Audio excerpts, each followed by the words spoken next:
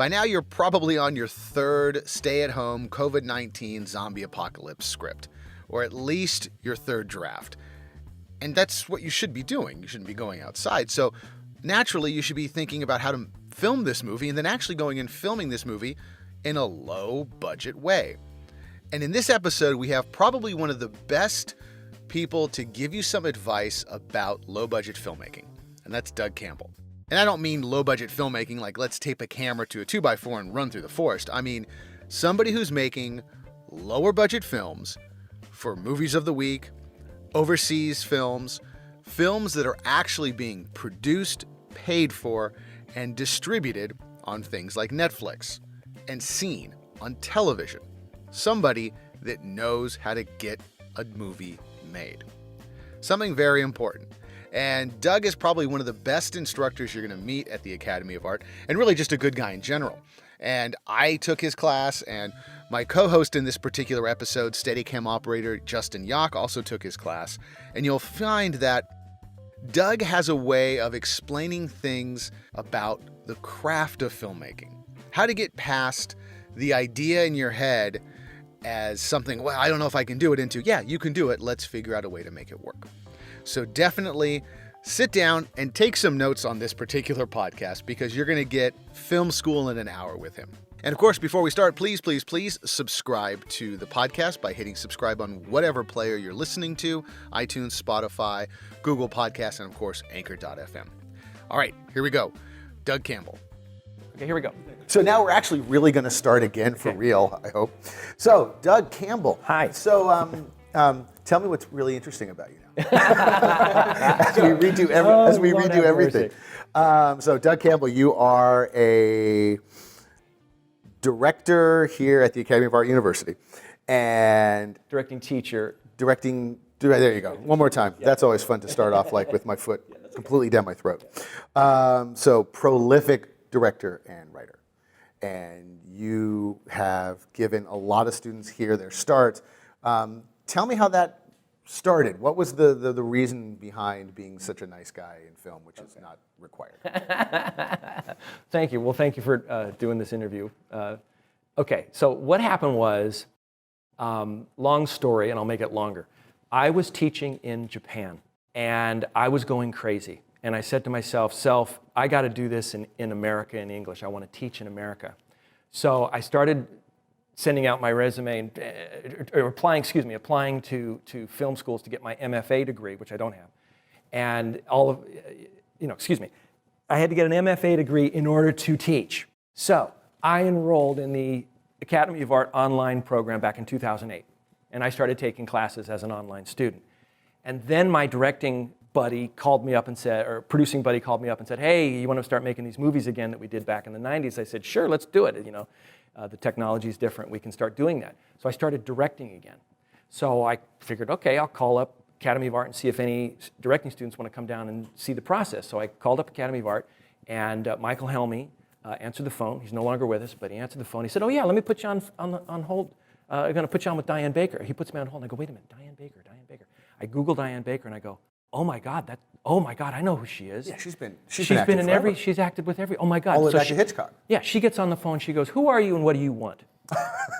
And I said, well, illustrious start. I said, well, I'm doing this and I'm doing that, and I'd like to offer, I'm making a feature film, and I'd like to offer students the chance to come and visit. She said, okay, well, you and I need to go to lunch.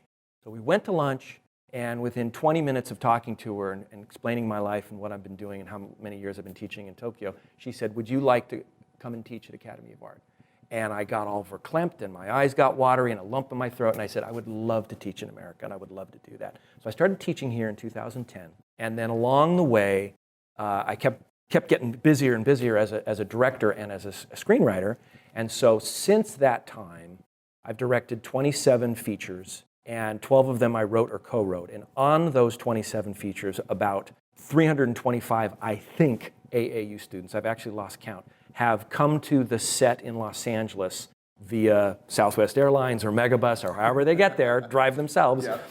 and visited and seen the process, and they sit with me at the monitor, and I explain the process that I go through as a director, and I explain what the camera people do and what the art department people do, and then of course they're mostly fascinated with what the ADs do, those guys with the radios and the headsets. They're like, Justin and I both we had taken your class separately, and Justin said, you got to take this class. I'm like, okay, I don't want to take a directing class. I already direct, and then I took your class, and from day one I was like, yeah, I really don't know anything. I've been really making this up as I go along. And then when we separately had gone down to your set visit day, it was like, eye-opening. In one day was like, film school in a day. It was fabulous. Yeah, I think one thing that blew me away was just how fast your brain changes gears, of how you were, running a set of like 40-ish people, and you would get the scene ready and all ready to go, and then you'd be like, look over to me, and I'm like, I'm just watching, and you're like, oh yeah, come here. So we want to, like, your DP is always going to want to do like prime lenses, but like that takes a long time, so like, do zoom lenses, And I'm like, why are you talking to me? You're like running an entire set, and then you just go straight back into it and run it. Yeah, it blew me away. We worked on a couple projects together, and we kind of looked at each other like, so how would Doug do this turnaround? Oh, yeah. Because we've got 20 minutes to do it. Oh, God. And we stole every trick we saw from you. Like, turn around. Don't move the camera. Just move that background piece, flip it around and go. Say your lines. Go. Next. Let's go. And shooting long and shooting on and we'll get to all those tricks because I want to talk about some of that stuff. Which are compromises, but they're like, oh gosh, we're running out of time compromise. We got to get it done. But I think the thing that like you emphasized to me was how much like the things that you think are really important when you have this like precious thing on paper, and then once you get it all the way through post-production, you're not going to notice most of those things. And it's paying more attention to the things that matter and realizing what you can compromise on to save time. Yeah. And sometimes you make the and thank you for those compliments, but sometimes honestly you make the compromise and you regret it. And you go, oh God, if I'd have just fought harder and stuck around and gotten that shot, but you deal with it. So it's a good thing and it's a bad thing. And I don't want to be the teacher that teaches students how to do it the cheap, down and dirty, low budget TV movie way. But I want them to know that is an option. Well, and I think that's the thing that I was really impressed with what you did in the movies that you're doing, because I'm 42, so there's people who in film school you want to make this great epic. I have this amazing story about my cat and whatever, and it's going to grow into this meaning and symbolism, and then as you get older, it's like, well, I want to work. I want my work to be seen, even if it's not seen by a million people. I want it not to live on a hard drive somewhere. Somebody somewhere needs to see that I actually have done what I claim to do. And making movies that are being seen is a tremendous achievement. And I'm going to throw that on you and go, thank you have for to saying do it. All right, well, on that note, that's interesting that you mentioned that, because I kind of have come to the small realization that there's no there. There's no beautiful two golden doors that open up and you go, oh, welcome to the film business, and oh, you've got your degree, come on in. It isn't like that. You struggle to find what it is that you're going to do when you graduate. Like, okay, I wanted to do the writer-director thing. I was just dogged and determined to do that. So that became the overall writing obsession. And so it wasn't just smack boom automatically I'm making films. There's a lot of ups and there's a lot of downs. I was, when I first got out of Cal Arts way back in the day, I was literally bussing tables at a restaurant when I was negotiating my first deal for a feature film. And I would leave these negotiations where we were talking about how to move $1 million on a feature film back in 1986. And then I'd say, hey guys, I got a thing. I got to go to the rental house real quick and check things out. And I'd get in my pickup truck, I'd drive across town, I'd put on my bow tie and my apron, and I'd go bust tables, And so up and down and up and down. And I was very, very fortunate. I was 24 years old and found myself on a film set in Stockton, California, with Arriflex cameras and trucks and a crew and $1 million budget on a 30-day schedule, directing my first feature film. I was enormously fortunate to have put together a screenplay that was a small thriller. No surprise that I'm still doing small thrillers. A small thriller that was bite-sizable with not too many moving parts. Hint, hint. If I'd have said, I want to do Midway with battleships and explosions, they'd go, you're not ready for that. Right. But I said 7 characters, 3 locations, kind of a body heat double indemnity type of film Beginning, noir a thriller. middle, and an end. Beginning, middle, and end, yeah, okay. And so we did that, and we also put together a trailer. And we shot it on 16 back in the day. Today they call them proof of concepts, but back then we called them trailers. And so just like the Coen brothers had done with Blood Simple, we did that. We being my partner, Scott Mulvaney and I. And we went and did a feature film. We got lucky, and people raised the money for that. So there I was, at that young age with that chance. And I literally made the best film I possibly could make. However, it was well directed, well cast, well lit. We got done early, blah, blah, blah. Everything was great. There was just one small, tiny problem: the screenplay. The screenplay was boring. And the film, guess what, was boring. So I woke up 20 minutes after, or 20, I woke up, I'm trying to get the story correct. I woke up, you got to edit this, Bob. Yeah. I woke up 3 months after delivering this picture and went, I can cut out 20 minutes and nobody would ever miss it. Oh, no. So I went back in the editing room and I cut out 20 minutes and added music. Really? Are you kidding me? I'm going to interrupt right here because your ears are probably bleeding. Yes, that is a real fire drill. I didn't say it at the beginning, but yes, this is what happens when you film on a live set. Crazy things happen. So remember, this is important because it's all going to come back at the end when Doug gives you a little bit more advice. And of course, as always, because it's a podcast, I'm going to give you a quick little ad to let you know that if you are looking for the right school to get these in-demand skills in the creative industries, then you are invited to our upcoming online interactive open house, where you can learn about 40-plus art and design programs, admissions, financial aid, campus life, and more. And our admissions team will also be available via online chat throughout the event to answer whatever questions you may have. So please RSVP today at academyart.edu/podcast. All right, back to Doug Campbell. You cannot go into production with a screenplay that's weak. So I put myself back into screenwriting, self-imposed screenwriting school. And even though I did have some fantastic teachers at CalArts, Sandy McKendrick and Gil Dennis and people like that, I still needed to learn more about screenwriting after I had begun my directing career. So I started reading everything I could on screenwriting and reading other scripts and writing and writing and writing and writing and writing. So honestly, and I'm not, maybe I'm bragging, but I can honestly tell you that when I'm hired to deliver a screenplay that will work as entertainment, that will work as dramatic, narrative, conflict-driven, conflict in every scene, fiction, I do that. And my directing success is walking hand in hand with the fact that I can write. I would not be directing if I couldn't write. Every time I get a directing job or I get an arrangement with an executive producer who trusts me, it's usually, I'll write that script. I'll rewrite the script that you guys want to make because it ain't working right now, and I'll rewrite it, but I'm directing it. And they go, okay. So it's the writing that gets me there. And that's the best leverage you can have is to be able to write and also be able to direct. About half of the films that I've done have been, hey, we have the screenplay and we want you to direct it. So I get those offers. Now, oftentimes there's a little bit of polishing to be done, and then sometimes there's a lot of polishing to be done that I don't take credit on. But there's a lot of, it's half and half now. It's half and half now. But I'm trusted as a storyteller. I'm trusted as a writer and a crafter of the whole story. And if we get into a bind on set and I have to write a couple pages of dialogue or a couple lines of dialogue or change something or change a prop or whatever or make that writing decision, we don't have to have a confab and have everybody's opinion. Just the writer-director just goes, oh, wait, give me a second, guys, and we just do a quick little rewrite and we shoot it. So that's an advantage. So I recommend to directing students, learn where to put the camera and learn how to talk to actors and learn how to do all that wonderful stuff that directors do on a movie set. That's all good. But you better learn story.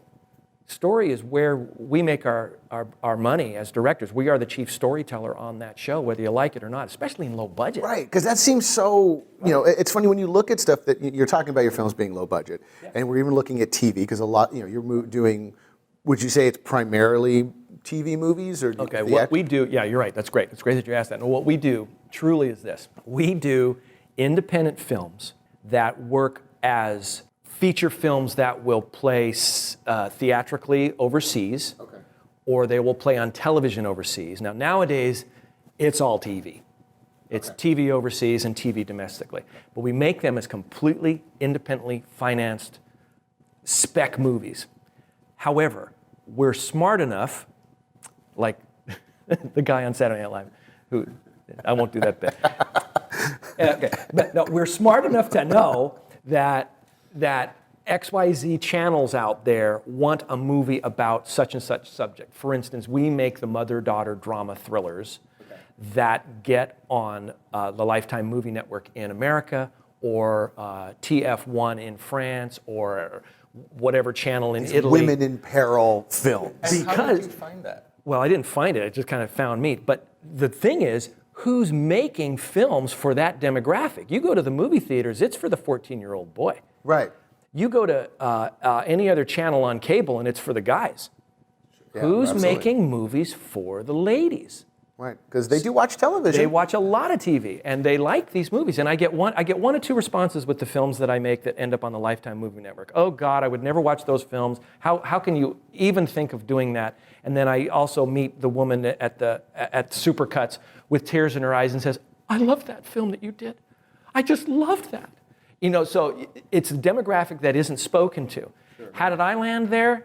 I want to pay my bills. That's A. And then B, producers that I've got recommended to were making films for this venue way back in the early 90s. And I kind of got in with these folks, and they trusted me to do these stories and to do these movies because we would shoot them in 3 weeks, and can you write it and direct it fast? And the other thing too that keeps me working as a director is the ability to work quickly on set. Quickly and efficiently, and be well organized, and I'm not insane, and I don't drink or smoke or anything like that. And I show up ready to go, and I'm all prepared, and they like that. I'm a good kid when it comes to being a director. I'm not a madman who pushes them over budget and over schedule. Yeah, we're gonna get into deep into the tricks, but I want to talk a little bit about your movies first, because I remember part of the experience that the Doug Campbell AAU experience is if you're a good student, you get invited down to be on set for the day. Even when you're a bad one. Well, thank you. I only showed up half the time. But to go down and see you direct and see how the show runs. And when I was there, you had pointed them out to the producers of the film. And so at some point, I kind of skulked around and tried to overhear as much as possible and politely corner one of them by craft services, like, so what's the reason behind the film and how you're making the film? And one of the producers explained to me that she really wanted to tell stories about women in peril, getting out of that peril because nobody tells that story to them. It was like her idea of we want to tell women what to look out for. And I'm a woman, and I've had bad run-ins, and I want to make sure people know this story. Right. And I was like, okay, that's believable. I think you were talking to Marianne. Possibly, yeah. Yeah, and she was really excited about it. Yeah. And I was like, wow, that's, like you said, that's not something we're thinking. It's like, well, I want to make a Star Wars movie, or I want to make this. It's like, well, no, I want to tell a simple story that somebody walks away with a plan. Yeah, that's true. And also just to empower women and girls to feel, as if they can do whatever the guys do, and to put their issues on screen as best as possible, what they're going through. And also, admittedly, there is the thriller, bizarre element, of, Stalked by My Doctor 1, Stalked by My Doctor crazy 2, people doing all these Stalked by things. My Doctor 3, Believe my me, favorite, Stalked at 17, Betrayed at 17, and Accused at 17. I know. Which I'm not trying to be disrespectful. These movies are really fun. And the names you look at, them, it's like, I know what this movie's going to be, but it's enjoyable. Well, here's the bizarre thing: is we don't have big stars in these movies at all. If at best we'll have a television actor who was on a TV show, and you might know who he or she is, and those are the biggest stars that we have. So how do you sell the movie? The executive producer, if we called, like for instance, we had a movie called High School Crush, and that was about a high school teacher who envisions herself as if she's back in school, and she develops a crush on one of her students. It's actually a pretty interesting film. That's on Netflix now, yeah. Yes, I remember that's seeing right. that. Yeah. That's right. Retitled as Dirty Teacher. Of course. Exactly. And everybody just puts the palm to the forehead and goes, oh my God, seriously, you're going to call it that? And the executive producer feels that he needs to call it that in order to get anybody to watch it anywhere. But if you strip away that title and just look at the movie, you go, oh, this is just a clever thriller or a clever drama about such and such story. Okay, great, that's fine. But they put on these really, really terrible titles. Now, that's the double-edged sword.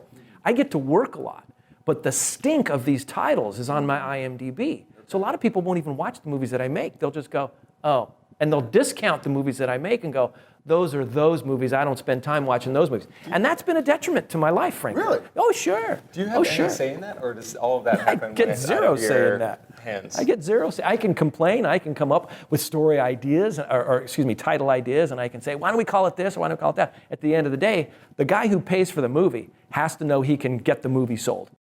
Yeah. So that's the most important thing. So why don't we talk about that? That we're talking about making a movie for. Can you tell us the budgets on some of these, or a round figure, less than $200,000, more than $200,000? We have done them at that budget. We've done them for more than that, and I can't talk about it publicly about our budgets. I would be But these sued. are sub-million-dollar films. Sub-million-dollar films. I'm not. Yeah, that's right. That price point's been around for a very long time. Yeah, and it's even getting worse. It's even getting lower, and it's getting worse. Yeah, we just got $150,000 basically slashed from our overall operating budget for these movies. So go ahead and make that low budget movie again with all the production value that you get, and can you do it for literally 150 grand less? Well, when we started doing them, I just looked at this ironically, back in 2008, we were doing them 16 days, 15 days. We leveled off at 13 days, and so most of them have been 13 days. Now, in a couple weeks, I will be directing 2 movies back to back, and it's 12 days each. And that is the shortest schedule I've ever been on. And Is that got a dark day in there, or is it just 12 straight? No, it's 12 straight, then like 2 days off, and then I come up here to teach, and then we keep going again. So yeah, it's 12 and 12. Okay. Yeah. No, we shoot 5-day weeks. But it's easy. Well, now the other good thing is, we're using 2 cameras, so that helps just knock down that extra setup, and so. There's a lot of work to be done. Honestly, I hope I can do it as well as we did before. There will be compromise, just less time. And here's the other thing too, and hopefully students understand this. I don't believe that there's any merit in saying, oh, I could do that and I can do that feature film in 4 days. Or I can do that feature film in 10. When you become a great director, do you see Martin Scorsese saying, hey, I'm Martin Scorsese, I can get that film done in 4 hours? No, he wants 4 months. You know what I mean? The more, you know what I'm saying? There's no merit in going faster. The only reason I have to go faster and I have to do these things at this rate is that's what our budgets are at this level, and this seems to be the work that I'm getting. Would I like to get other work where we have more time and more money? Hell yeah, who wouldn't? Was that something that you were curious about, or? You know what's funny is I don't wake up in the middle of the night thinking of, oh gosh, I can't wait to sell Doritos. I just don't care. I should, because those commercial directors used to get paid a fortune. I think some of them still do. Mm-hmm. Yeah. But no, I'm mostly, I thought I would be an A-list feature film director that would do the big shows like everybody who does out of film school. But I realized that I'm not a special effects guy. I'm not a action film guy, even though I can choreograph a fight scene just fine. But flipping cars and blowing stuff up, and it's just not my thing. I like thrillers. I like psychological thrillers. I like stories about people. And I love working with women about women's stories. I was raised by women, so obviously this speaks to me. And it wasn't something I thought I would do. So you said, how did Lifetime movies find me? How did I find them? Well, it kind of just, I luckily started doing these movies and realized, oh, I'm a good fit here. Because I like working with small crews. I like working with my friends rather than a corporate mentality. I like the fact that I can write a script in April, direct it by August, post it by November, and seeing it on TV by the next April. I like the fact that I can get a movie seen and out there and done rather than talk about it for 5 years, as most people do. Right. So this is a good fit for me. It may not be a great fit for everybody. I don't make a lot of money at it. I have 2.5 teaching jobs in order to afford my directing and writing habit. I mean, that's just the way it is, so how that goes. But something else that you kind of mentioned before we started talking was this business thing. I've come to the conclusion, and I could be wrong, but this is my theory, that there's two types of movies that get made in Hollywood. Most movies are, hey, I've got this idea to do a movie about blank idea. And let's see if we can package that and get big name director and big name actor and go get the money and get the completion bond to go do it, and we can go into production on this thing, and we need $5 to $10 million to do it, or $4 million, whatever the goal is, or $80 million, whatever it is, and these are big scores. Anything over $1 million these days is a bigger budget film. Right. It is. And those are most people's, that's the way most of these producers practice. I don't work in that game. I'm basically an order filler. Our boss says, I want to make a movie about blank subject. Yeah, he goes, like for instance, we're in post on a film called Deadly Flight. Okay. And we were at lunch and we were talking, and the producer said, well, what about a location destination type films? And the producer said, well, my brother-in-law's got an airplane. Oh, why not a movie about a crazy flight instructor? Okay, so that was a year ago, and now we're done with this movie. So yeah, that was a year ago last spring, and we wrote it in the summer, and we shot it in the fall, and now we're finishing it now. So that that's how it came about. Oh, let's make a movie about a crazy flight instructor. Is that how most of them come to Yes. you? Okay.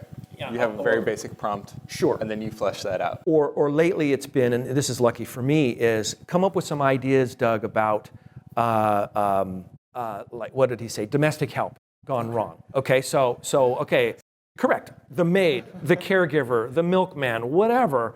And I pitched him a bunch, and he picked one that I came up with my niece because she's an interior designer, Deadly Decorator.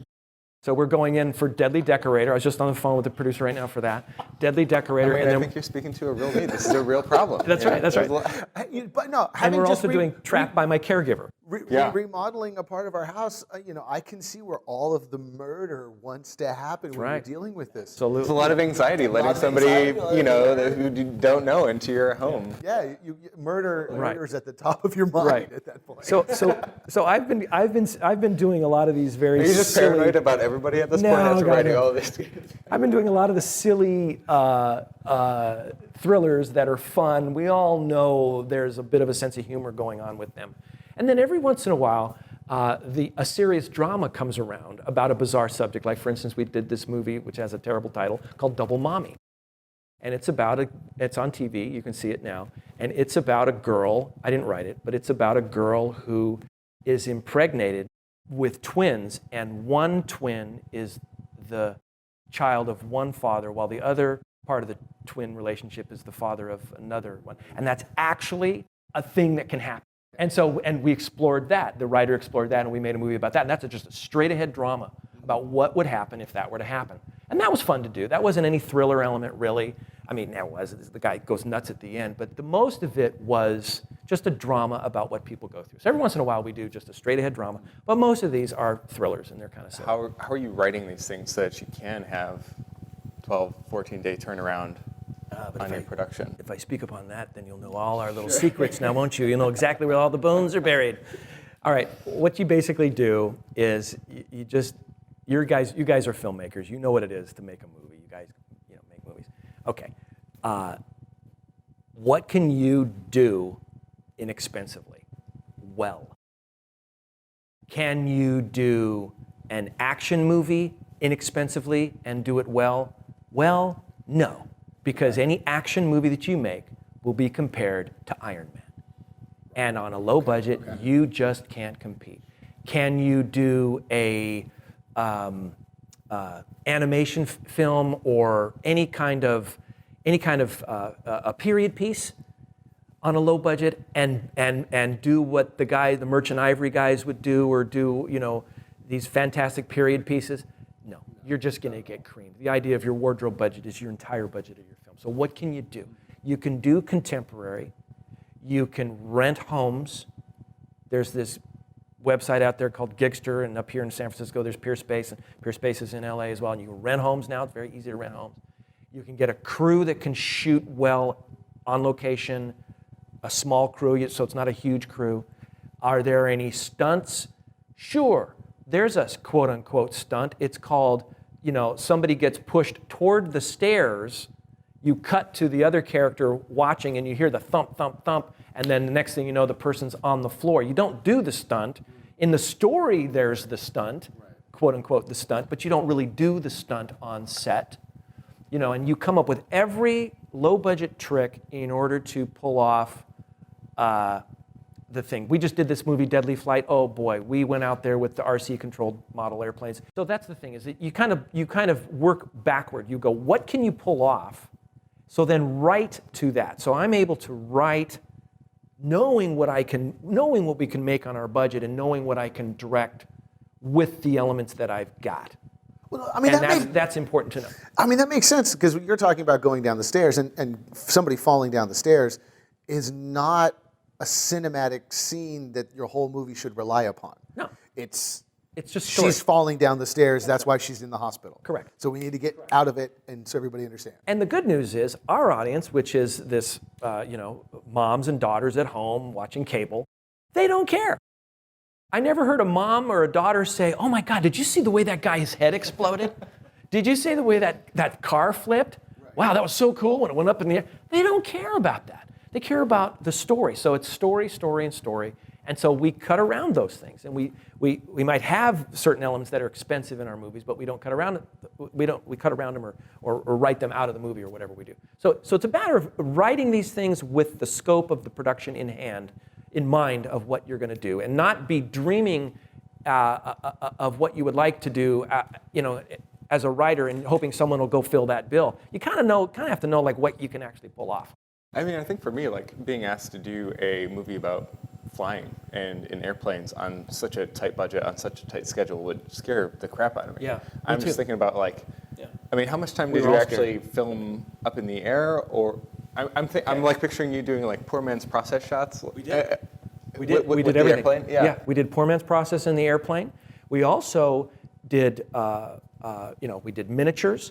We did fly a real airplane, put a GoPro on the side of the airplane. We got one wonderful shot with a GoPro. Too bad we didn't get more.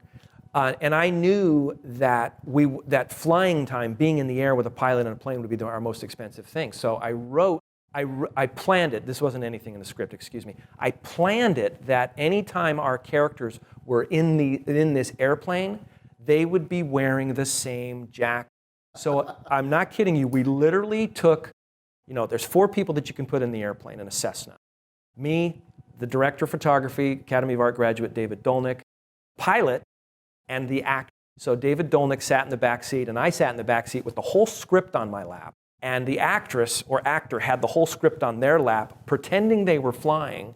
And we went through the whole movie. We took her up in the air, flew around a little bit. I went through all the dialogue for the whole movie. Then we landed. Then we got the male actor in the other seat, and switched seats and went up and flew with him. And we did the whole movie. And the actor would act opposite. The actor would look at the pilot's ear and perform off the pilot's ear for the eye line. And so we got the whole movie done in 3 flights for 3 characters. So we have to do that kind of a thing. Yeah, you have to plan it like that. And it was literally saying to wardrobe department, they're wearing the same clothes. Because if we had to change clothes each time, we'd still be shooting. Forget it. We'd still be shooting. That reminds me of this thing that you told me in class one day, and it had a profound effect on me.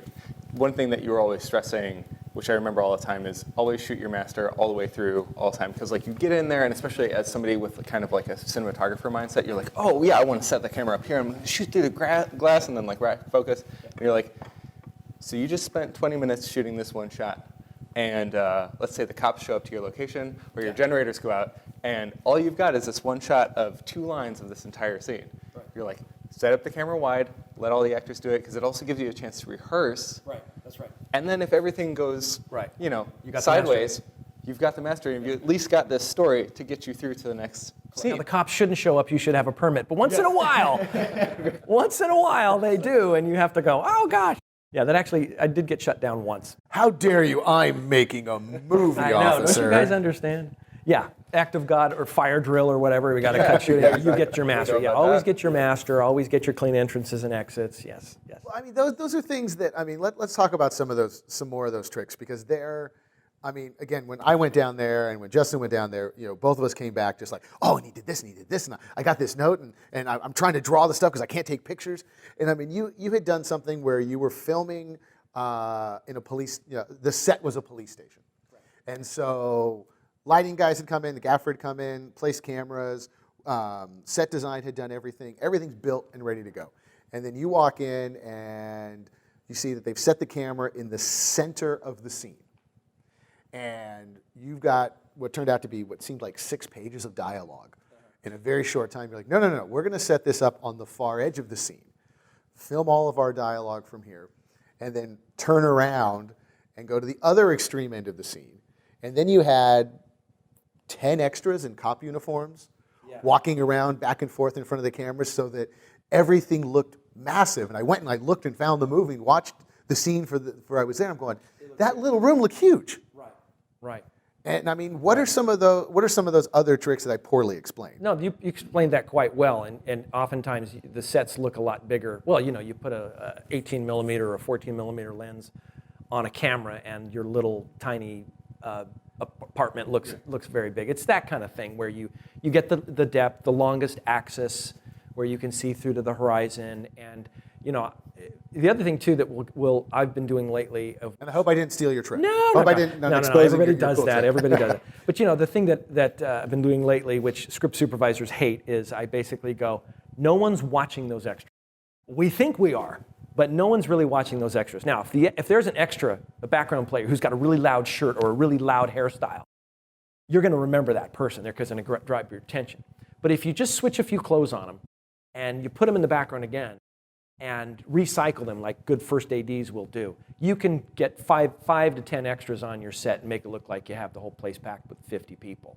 If you shoot it well and you have a long lens and you just recycle people. And I don't care about extras matching their action. I don't mind. I want the busyness. And script supervisors are freaking out on me. They're like, but he was over there in the last shot. He'll cut. I go, no one's going to notice. You cut it together and nobody notices. People don't notice. People really don't notice. At least I don't hear about it.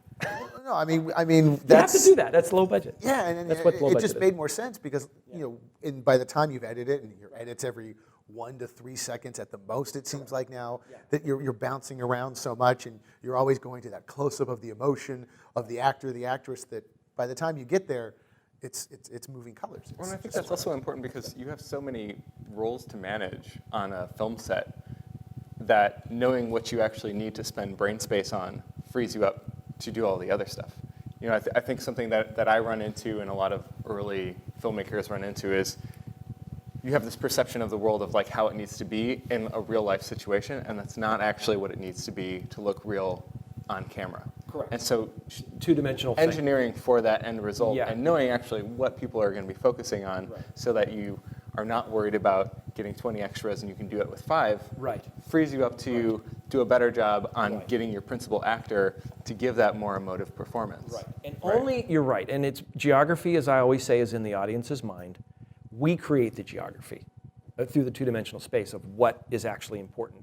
And yes, it's a little bit of, it's minor movie magic that we do in order to pull off these things. And you're right, it is a matter of just doing these cheats that look reasonable enough for a two-dimensional edit, and having gone through, having edited is so vital.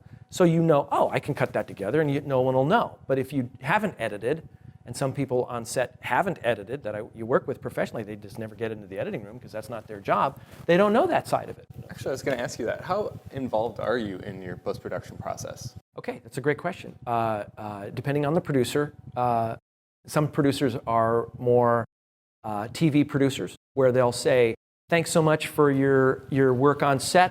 You're fired. Thanks. No, but we don't need you anymore. Goodbye. And they'll take the film, and then you'll see it when it's on TV. And then some producers are like, Doug, you need to supervise the picture edit. You need to supervise the mix. You need to supervise the VFX. You need to supervise the music. And I'm very, very much involved. Now, lately, that's been the case, and I love it. I'd rather work a lot more hours and a lot harder and longer to be a part of that process. Now, when it comes to editing, picture editing, here's the trick. Don't tell anybody this, because this is a really secret. It's a really big secret. Hire a great editor. Get an editor who's better at editing than you are at directing. And he or she is going to edit that film, and I'll drop some names here. Boris Zubov, who teaches at our school, he's one of the best editors I've worked with. He cut a feature for me along with Wes Sneeringer, who was an Academy of Art graduate and also an employee here, and did a fantastic job on a film called My Daughter's Ransom, which is airing on television now, and you can watch it anytime you want to. I'll plug them. And you basically get great editors, and you trust them, and they do their pass. And the last couple films that I've been a part of, the editor has delivered their first edit, and we've given them a general note like, okay, do another pass and just tighten it up. Just pull out gaps, pull out air. And they've done that second pass and they've pulled out air. And then I've sat down for 5 to 6 days. And after that 5 or 6 days, our picture's locked. Yeah, because if the story makes sense and the editor has edited it well and it works, I go, okay, the story's getting told. It's not exactly how I saw it to be edited, but it's edited very, very well, probably sometimes and oftentimes better than I could have ever imagined it being edited, and it's fine. You can nitpick and you can say, well, I thought that it would be blah, blah, blah, and you can try to get it back to that original vision that you had. Or you can go, wait a second, is the story getting told? Is it broken? No, it's not broken. The scene's fine. I'll only go into it, do an edit on a scene after an editor has done his best work on it, his or her best work on it, when I feel as if, nope, we're not telling the story, we're missing a story point. Then I'll get in there and mess around with it. But other than that, I trust these guys to do their job well, and that's the trick. You don't hire actors who can't act. You don't hire a DP who can't shoot. Why would you hire an editor where you go in there and tell them how to redo everything? So I try to get great editors, trust them with the material, and that's how I work. Yeah, I mean, I totally agree with that. I think it's always been useful to have people who are outside of the production phase of it take a crack at it. There's this, I forget who said this. You mean not have the editor on set? Right. Absolutely. Because then they don't know all the backstory right. around this thing, because the shot that was very precious to you that actually doesn't work on the story. Was that quote of, don't let the difficulty that it takes to get the shot affect the actual importance of the shot. That's right. Like just because it took 3 days to set this one up doesn't mean that it actually tells a story, right?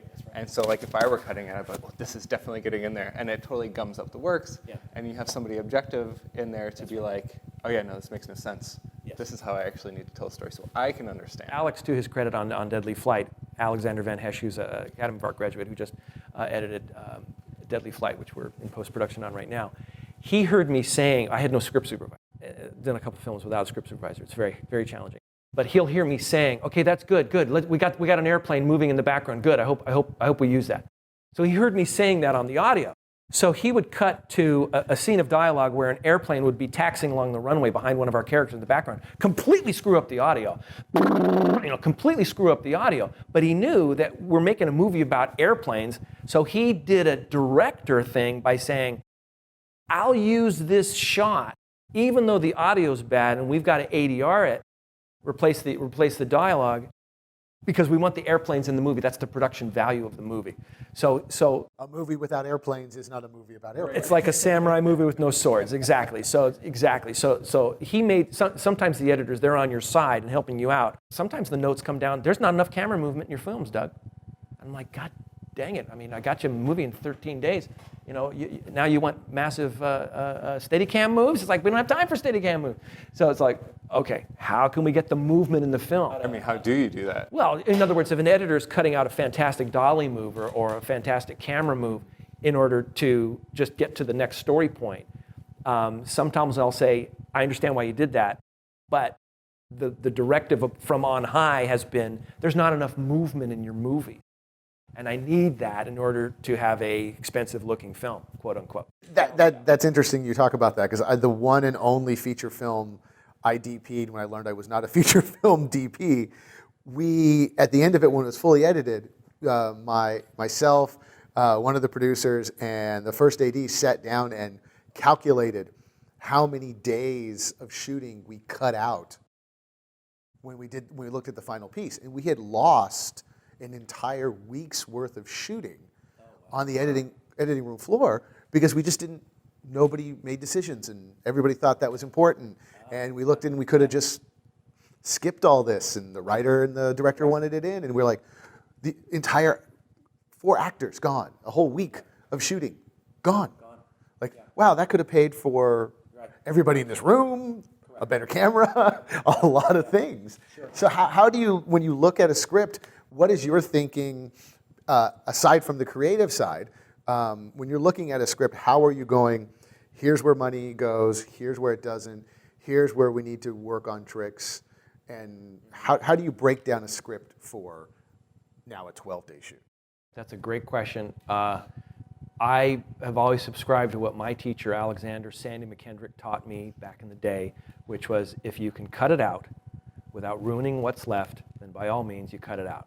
Whether it be screenplay, whether it be performance on set, when you're directing, blocking on set when you're directing, or in the editing room. So if you can get rid of it, it'll tighten the rest of it, and the good elements will shine through more. So that's the main thing, is you go through that screenplay and you go, is this moment necessary? Is this scene fat? Get rid of it. If you can, do you need it? Get rid of it, get rid of it. Get it down to as small a task as possible, because you only have so much time to shoot it. So knowing what's fat and what's lean, what is not necessary to propel the story, propel the characters, propel the plot in a motion picture script is part of the craft. And in that writing process, is that a collaborative process between you and your producer, or is that mostly just you going through it over and over and over? It's both. It's both. The producer can make those notes if you don't see them, and I'll try to make them now. After doing a number of these, I'm able to spot most of them, and then sometimes people will point stuff out. Of course, you write a script, you think all is perfect, you show it to your friend, and you go, oh, you're right, I don't need that scene, or that can be condensed, or whatever.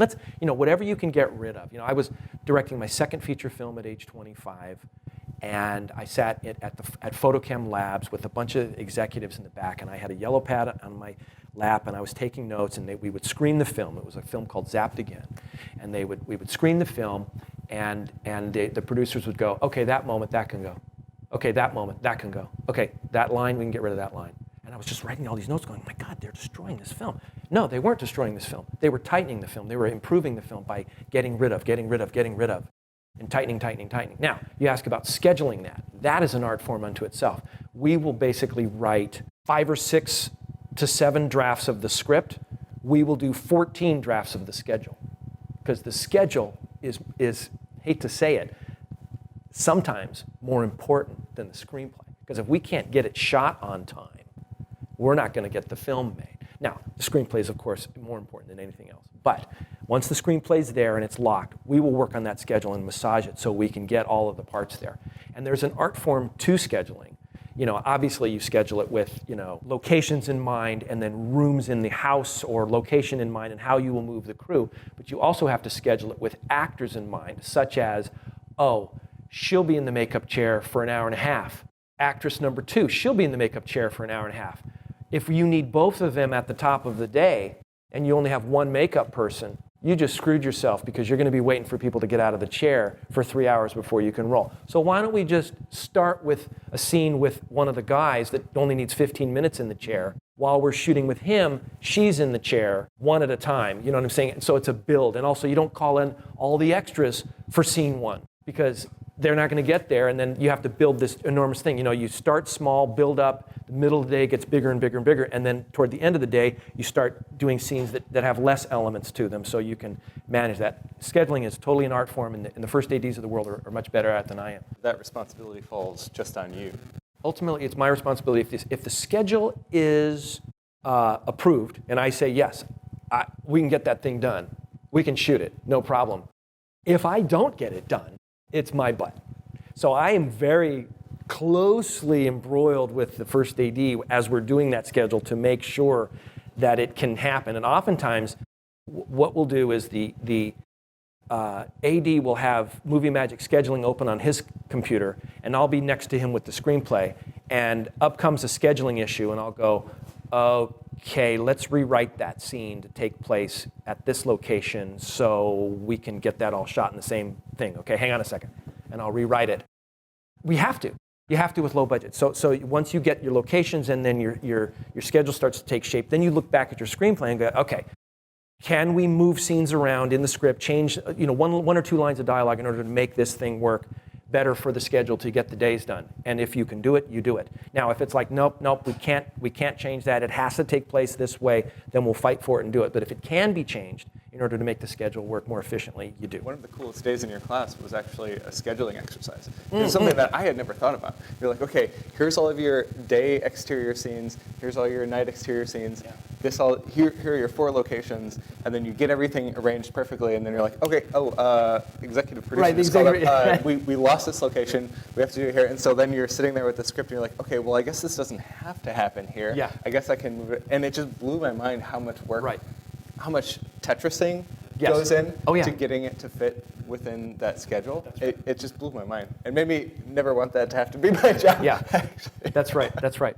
Okay, like for instance, let's say that, okay, this is a simple one. Like let's say there's a scene where your characters are shooting baskets in the front yard, and they have a scene as they're shooting baskets in the front yard driveway where everyone's got a basketball hoop on their garage. Okay, let's say you book a location and it's the only location that you can afford, it's got the right look or whatever, and there's no basketball hoop. Okay, so you have to have the scene where they're shooting baskets and go, you know what, we're just gonna make it a scene where they are, bad version, they're playing cards. Okay, great, change the dialogue a little bit. What's really happening is so-and-so is confronting another person about such and such subject. It's not about the basketball playing. Right. So that's just the business. So changing the business in order to fit the location, that's an easy one. So you do that a lot. Well, no, but that you say that sounds so simple, but I think anybody on their first, second, third film, you think the basketball's important. The ball represents their feeling. Now, if the story is, and the guy's a basketball player and it has to do with that, well, obviously you can't get rid of that, so you better get a basketball court, et cetera. But so, if you can do it, you do it. Things like that, to adjust your script to your schedule in order to make it work. But I think being challenged by that makes you clarify what is actually the important thrust of that scene. That's and right. that dialogue. What's really important. Yeah. It's not the basketball, it's the thing, that they're talking about. So I only got it's not what he's eating, it's what's eating him. Yeah. We only got a couple of questions left because I know you're short on time because Yeah. you still have to teach. Thank you for doing this. You're hiring students en masse, it seems like, because of trust or because... Both. Okay, so for instance, like I mentioned before, and I'm reading from this, so sorry for me sounding like an idiot, but of the 27 features that I've done since starting here at Academy of Art, about 325-ish AAU students have come down and visited set. I've been able to cast 11 AAU actors in some of these films over time. So the reason I'm able to cast these actors is because I teach an acting for film course, and I love teaching this course. And I get to work with these actors week after week as they bring in scenes, and I get to see their range, and I get to direct them just like you would do it on a real set, and see how they operate and perform, and are they reliable. So I'm able to trust them, and I'm able to sell them to my executive producer. Yeah, he or she can do the role. And by the way, I don't know if it got zipped or not, but I'm in the process. She doesn't know it yet, but she's an Academy of Art actress. She goes here right now, and she auditioned for the film one of the 2 films that I'm about to do, and executive producers have okayed her. They like her, and so we are going to be booking an Academy of Art actress for a lead role in one of these movies that I'm going to be shooting in a couple of weeks. I mean, that's fabulous. But it's not anything that I did. She's got talent, and our acting teachers have helped her find her talent. She's got those chops. And she came out, and this is the 3rd show that she's auditioned for me. So I'll audition a lot of actors here. They don't get the job, but they audition and they go through that process. And that's just not on-camera talent. Your DP on your last couple of features. Correct. Was it? Correct. David Dolnick has been the director of photography on 4 films, and David was one of the original Academy of Art students here in the cinematography program. And I've also hired people to be key production assistants, second unit directors, DIT, editor, location manager, second AC, key grip, gaffer, stand-in. These are not PA, paper towel, clean up the mess people. This is career. This is career building. Best Boy Electric, gaffer, yes, craft service, assistant coordinator, 3 editors, production designers, line producers. People from AAU have filled all of these jobs over time. I'll take credit for 90% of them, and then the other 10% has been the AAU mafia referring people. Like, for instance, I was directing a movie and I was walking down the hallway and I was really busy and I was racing to it, and I bumped into one of my students, Brianna Del Giorno, and I said, Brianna, what are you doing here? She goes, I'm the second AC. What are you doing here? I go, I'm the writer-director. And she goes, oh, I didn't know you were on this show. And I went, well, we're working on it together. It's my show. You know, she was referred by somebody else. And she just showed up and I went, oh, there's one of my former students. So I think one of the big things that people coming out of film school that start directing don't know a lot about, and it ends up becoming like a big part of the job, is kind of the politics of being on set. Of you're always doing these bargains with your producer and people in charge of budget. Of I guess, like, what do you choose? You've been doing this for a while. What are the things that you choose to fight for, and what are the things that you've realized you're like happy to? Okay, that's interesting. Because I think a lot of it is picking your battles, I right? know, Like, yes, you only I have know. so much time on I know. set. And there aren't that many battles that you can actually win in low budget. You kind of are at the mercy. Something that just came up recently, which we've been doing for a while, is, okay, locations. For instance, we're scouting locations. Okay, great.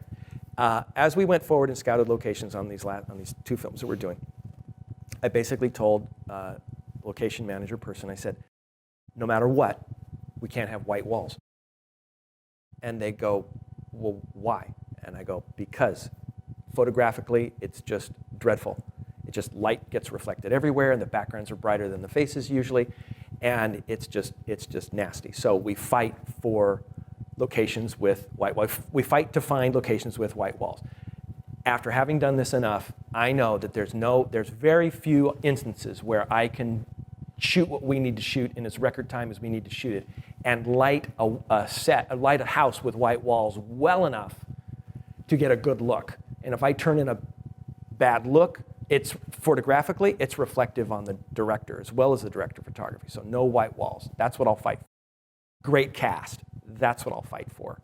You know, there's no excuse for bad acting, even in non-SAG, low-budget films. No excuse for it. So you find the good actors. You find the best crew you can, you know.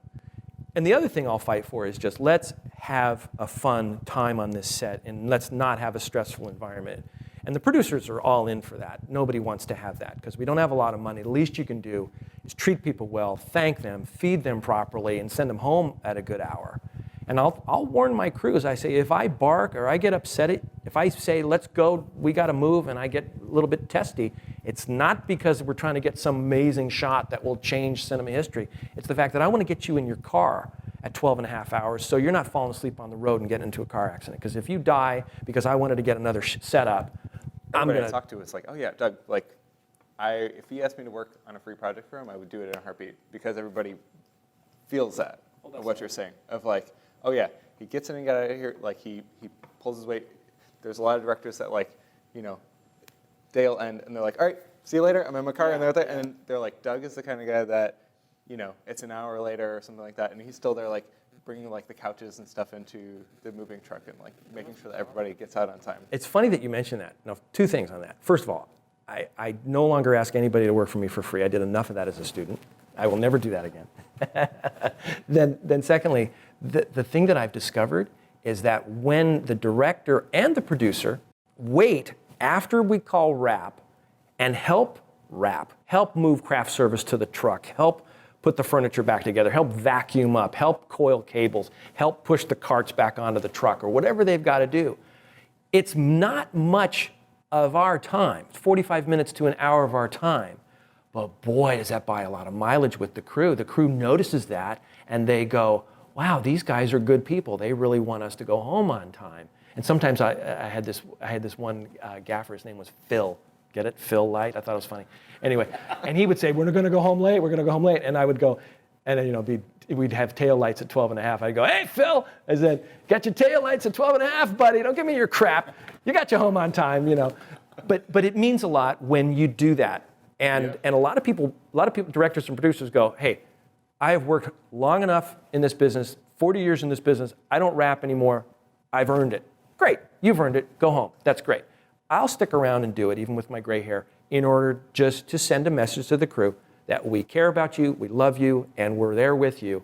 And it gets you a lot of mileage, especially if later on you go a little bit longer, and a couple days later you go, I'm so sorry guys, you've banked a little bit of goodwill. So I think that's important to do. I don't know anybody else who does that. Yeah, because you would do that on a student film. You do that on a student film. You guys have to go wrap the gear when you're done with this thing, right? You don't go, hey, can you go get that? No, you guys work together. So it's that kind of thing. So then that's the last question, because that's the most important question, I think, for anybody who's graduating film school, because once you graduate, it's a whole different world. What are some tips to prevent you from getting fired your first day on set? What are some tips to prevent you getting fired the first day on set? Well, you know what? If you write the script and you own it and you haven't signed over the certificate of authorship and you basically own the movie, that's one way. You can sort of like forget to sign that over. Job security. Oh, gee, I just didn't have time to sign that contract. And you can hang on to the script that way. Don't do that. That's actually under the table. You don't know that. Be organized. Just be organized. If you have your ducks in a row and you show up well organized and you've done the paperwork, everything that we ask you to do at good old Academy of Art University, USA, to do your prep work, do your shot lists, do your overhead floor plans, do your storyboards, do your scene breakdowns, have that paperwork with you, show up on time, speak to the actors correctly, speak to the crew directly, know how to make a decision, and people see, okay, that young director who's never done this before is incredibly organized. They would be foolish to get rid of you. You don't have to have a lot of talent. I'm living proof of that. You just need to be well organized and have your ducks in a row and be reliable. And you'll get hired again and again and again. They won't fire you because you're not a financial risk. Plus, if you work with actors and you know how to work with actors and you like working with actors, that's a large part of it. Because if you don't know how to talk to actors and deal with actors, that tension is noticed immediately. Do your job well and show up prepared, and that's how you won't get fired. And own the screenplay. And there you have it. Probably the best advice you're going to get in any creative field, and of course the best advice in filmmaking, writing, directing, the craft that it takes to make your movie. And if you've ever dreamed about a career in filmmaking or in art and design, it's very important to go to the right school. And as more and more art and design career opportunities arise, even with this stay-at-home order, employers are always on the hunt for the next generation of talented and skilled creative professionals. At Academy of Art University, you will get the work-ready skills that employers want. You can study on-site in downtown San Francisco, or more importantly, anywhere in the world with our online programs. To request info about our 40-plus areas of study in art and design, including game development, fashion design, photography, UX design, and more, just visit our website at academyart.edu/creativemind. Thanks for listening.